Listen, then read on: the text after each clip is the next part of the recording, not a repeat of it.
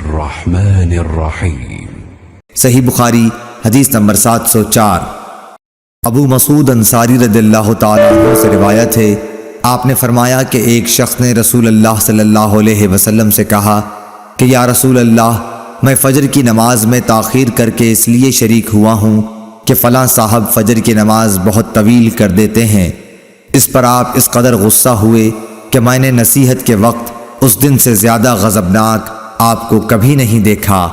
پھر آپ نے فرمایا، لوگو، تم میں بعض لوگ نماز سے لوگوں کو دور کرنے کا باعث ہیں، پس جو امام ہو اسے ہلکی نماز پڑھنی چاہیے، اس لیے کہ اس کے پیچھے کمزور، بوڑھے اور ضرورت والے سبھی ہوتے ہیں۔